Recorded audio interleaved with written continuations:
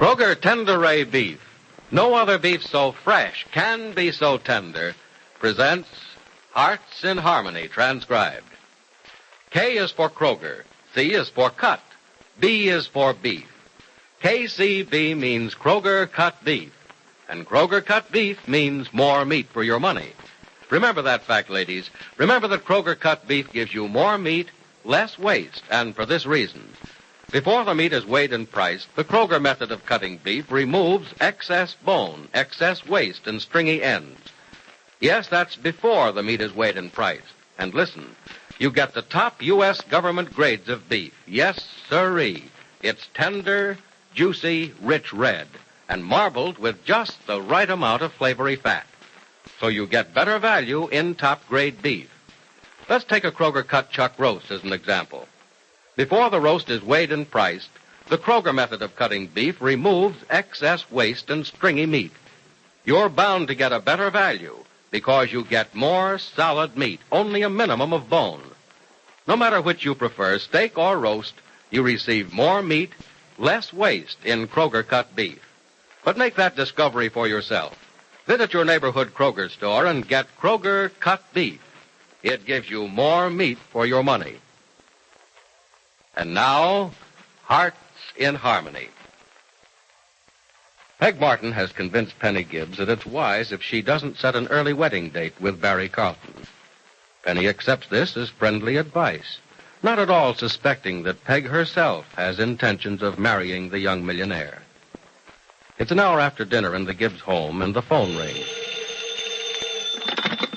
Hello? Hello, Nora.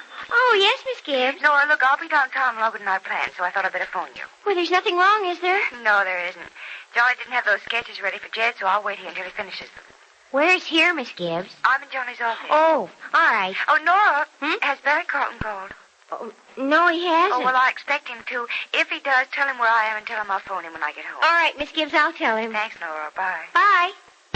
What's the matter, Nora? Gibbsy stuck downtown? Yes, Freddie, she has to wait for Mr. Keith to finish some drawings for Mr. Billings. Oh, well, I guess you won't be home for a long time then. Mm-mm. Guess we're stuck here, huh? Well, we can go to the movies if you want to, Freddie. Mrs. Billings will watch after the children. Well, we don't want to ask her to do that, do we? After all, she had a tough day with Mr. Billings and the doctors. Oh, yes, she has, hasn't she? Mm-hmm. Well, I don't mind staying home. I don't either. Either. I'm sorry. I don't either. That's better. Did the doctors have anything good to say about Mr. Billings? Well, no, it was just a routine checkup today. But I hear that they're going to give him one every month. And there's no hope that he'll ever walk again. Guess everybody's given up on that. Everybody but Mr. Billings. Yeah. And that's what gets you, too. You know, the guy it's toughest on, he's taking it the easiest. Some guy, that Mr. Billings. Only hope I'm like him when I'm his age. Wonder what you and I'll be like, Freddie, when we're 60 years old. Well, I got a rough idea that we'll be just like 60 years old. A wonderful description, Freddie. Well, let's not talk about what it'll be like when we're 60. It's tough enough to figure the ways and the wife wars and everything else just the way it is right now. I thought you were happy, Freddie. Well, Nora, I'm not happy seeing people get kicked around. And the kicker's getting away with it. Huh? What do you mean? I mean, you gotta close your eyes and put cotton in your ears not to see and hear what Peg Martin's doing to Gibbsy. And I told Gibbsy about it just the other day, and what did she do? She just patted me on the head and said, thanks, but I know all about that, and it's okay. What did she know about? What I heard Peg Martin saying to Julie about marrying Barry Carlton. Mrs. Martin said she was going to marry Mr. Carlton? Mm-hmm. Oh, crickets, Freddie, You don't believe it either, do you? No. I guess nobody will believe it. But I heard Peg giving Julie the 1, 2, 3 on how to win friends and influence Barry Carlton. Oh, you must have misunderstood, Freddie. I heard Mrs. Martin telling Miss Gibbs how thrilled she was because Miss Gibbs was going to marry Mr. Carlton. Look, Nora, Peg Martin is one of those dames who can say one thing and think 3 other things all at the same time. I tell you, she's going to try to get her hooks into Barry Carlton if she has to step all over Gibbsy's dead body to do it. Freddie, I suspected Mrs. Martin of being sort of bad once, too. But I realize now it's just because I didn't understand her. Well, she's awfully nice, and she wouldn't do anything to hurt Miss Gibbs. No, she doesn't want to hurt her. She just wants to practically kill her and make it as painless as possible. You're wrong, Freddie. I'm sure you are. No, sir. No, Oh, now look how nice Miss Gibbs has been to Mrs. Martin. She's let her live here and brought her daughter to live here, too.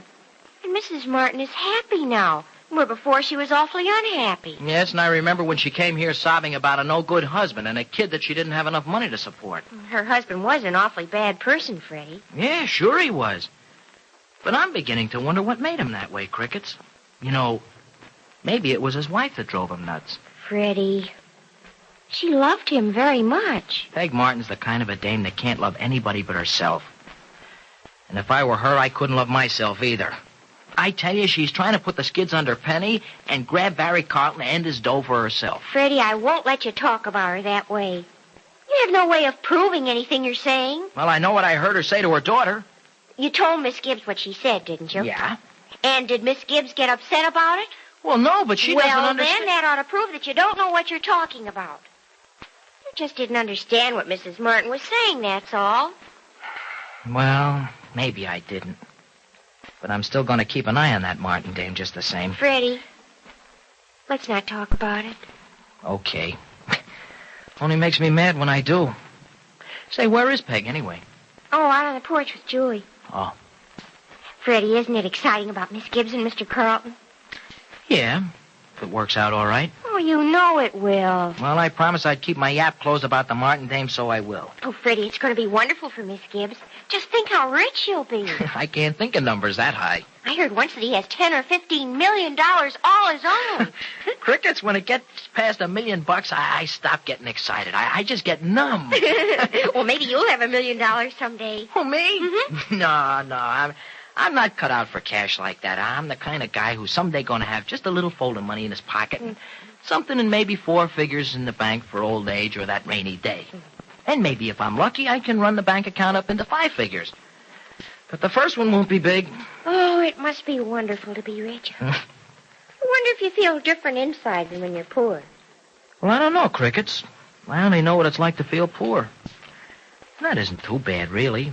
So, what if you are gold-plated inside? I don't think you'd feel any better. Maybe worse. You know, I wonder if Miss Gibbs thinks about how rich she'll be. No, I don't think so, Crickets. Not Gibbsy. Well, I would. I'd think about clothes and cars and going to beautiful parties. Hey, now, wait a minute. Hmm? You aren't turning money happy on me, are you? Oh, no, Freddie. I was dreaming for Miss Gibbs. Yeah, but you sounded just like it was something you'd like to have yourself. Well, I would. Everybody'd like to have lots of money.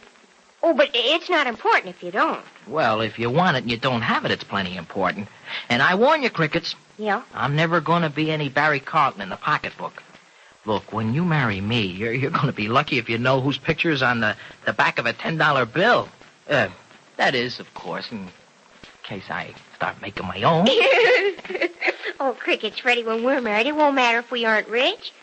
Well, we aren't rich now, and it doesn't matter. No, it doesn't matter now, but what happens in a few years? And maybe you can land somebody with a big bankroll. Will I still look good to you then, Nora? Oh, Freddie, how did we get into this mess? Well, you went gaga for Gibbsy because she's marrying a pile of dough. Well, that was for her, Freddie, not for me. I don't care if we never have any money, as long as we have enough to get along on. Oh, believe me, Freddie, I mean it. Please believe me. Sure, Crickets. Sure, I believe you. Honestly? Sure, you bet I do. I'll believe anything you say, providing it's what I want you to say. Oh, you. Hey, what's that? It's Julie out on the front porch. Something's happened to her. Oh, her mother probably slugged her Freddie, one for... Freddie, you promised. I'm sorry, Nora. Come on, let's go out and see what the trouble is. Maybe we shouldn't interfere. Well, the kid's still crying. Yeah. Maybe Peg needs help. What is it? Oh, Julie, what's the matter, honey? I fell. Oh. My doll fell off the porch and I fell after her. Oh, you're going to be all right, kid. Come here, let's have a look at you. Where does it hurt, Julie? Huh? Nowhere, I guess. Just everywhere. Oh, come on now, Julie. Big girls don't cry. But I'm a little girl. There, that's better. Oh, your dress is torn. Torn? Mm-hmm. Oh, Mommy'll be mad of me. Oh, she'll scold and scold. Oh, Hey, no. Julie, where is your mother? She went away. Huh? She went away. Where? Big car came by and went slow. Mommy left and went down the street, and the The big car stopped, and Mommy got in, and the big car went away. A big car, Julie? Real big, Uncle Freddie. Barry Carlton. Nora, he's the only guy in Rossville who drives a car that big. No, Freddie, it couldn't be. Well, it could be, and it was. Oh, Aunt Nora. Mommy will be so mad because I tore my dress. Will it fit? Of course it will, Julie. Now, you go upstairs and change into another dress, and I'll fix it for you so your mother will never know it. You won't tell I tore it, Uncle Freddie? I'll say I won't, Julie. Oh, thank you, Uncle Freddie. I'll go change my dress right away, Aunt Nora. Okay. Come on, Henrietta Josephine. Everything's going to be all right now. Mommy won't know it. We won't get into any trouble. Gee, it's awful for Julie to be afraid because she tore her dress. When I was little, I was always tearing mine. So, she's out with Barry Carlton, huh? Out with Barry Carlton. Freddie, you don't know for sure. Well, Gibbsy's been expecting him to call, hasn't she? Well, yes, but that doesn't Well, mean that's the answer to why he hasn't called. He sneaked out with Peg Martin. I'm going to do something about this, I tell you, Nora. I'm going to fix that dame if it's the last thing I do.